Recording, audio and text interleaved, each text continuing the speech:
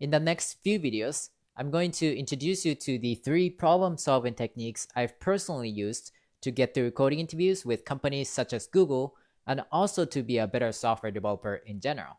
The first tip I want to give you is to think on paper. When I say think on paper, I don't literally mean when you get a coding interview problem, take out a piece of paper out of your pocket or whatever and start writing down your thoughts right there. This is more about how you think about the problem and not about using physical paper per se. So to see what I mean exactly, let's take a look at one example of this. Suppose you're given this problem in which you're supposed to write a function that takes an array of integers and finds 2 integers out of that array that multiply to 20 together. So with this example, with this given array, you can see that 4 and 5 here multiply to 20 together. So that's the pair you need to find. When a typical candidate is given this problem, they might start writing some code right away to solve this problem, but that's not necessarily the right thing to do.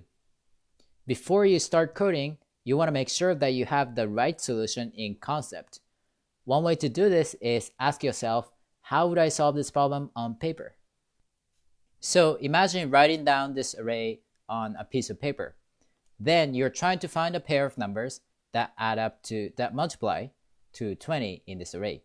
Again, I don't mean that you need to write this down on a piece of paper literally, but I think this is a good way to think about this problem without going into too much implementation detail at the beginning. Then you might say, for example, well, I can look at each item and ask myself, for example, for 2 at the top, is there a number 10 in this array? So check these numbers one by one and check if any of them is 10. And the answer is no, so let's go to the next number. Look at number 4 here and ask myself, is there a number 5 here?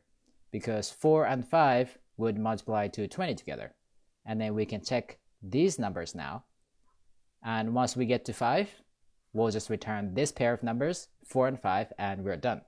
So this is one potential solution to this problem, and this way you can explain it without using any computer science. And this is how you can come up with a solution without going into too much implementation detail. You might also ask yourself, what if you had an array which is much longer than this one? You might have, for example, 1,000 items in this array. Then the previous solution of checking every potential pair of numbers to see if they multiply to 20 would be a lot of work. So ask yourself again, how would I solve this problem on paper? You can imagine a very long piece of paper with 1,000 numbers. What I would do for this problem is I would write down each number I see by going through these numbers one by one on a separate piece of paper. So when we see 2, write down 2 right here, and when we see 4, write down 4, and so on. And whenever we see a new number, for example 5 right here, I would ask myself, what's the number that would multiply to 20 with 5? The answer is, of course, 4. So we can, instead of going through this whole array, we can just check this separate piece of paper and ask myself, is there 4 already? Or have we already seen the number 4? The answer is yes.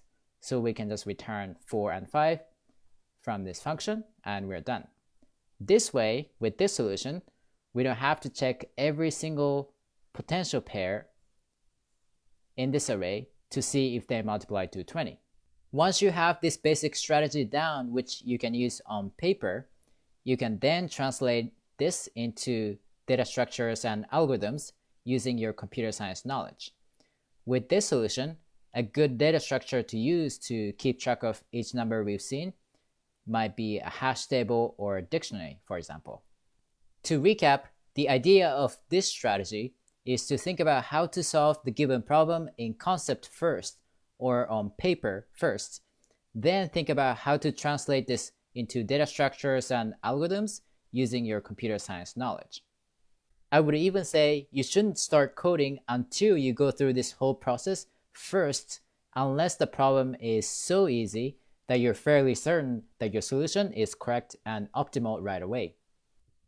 Now, this is actually something I used for my daily work as a software developer at Google too. Whenever I had a complicated problem to solve, I would first take out a piece of paper and think about it on paper, this time literally on a physical piece of paper. And then I would consider multiple solutions and make sure that I knew how to solve the problem first before I actually put it in code. So this is a technique that's not only useful for coding interviews, but also to be a better software developer in general too.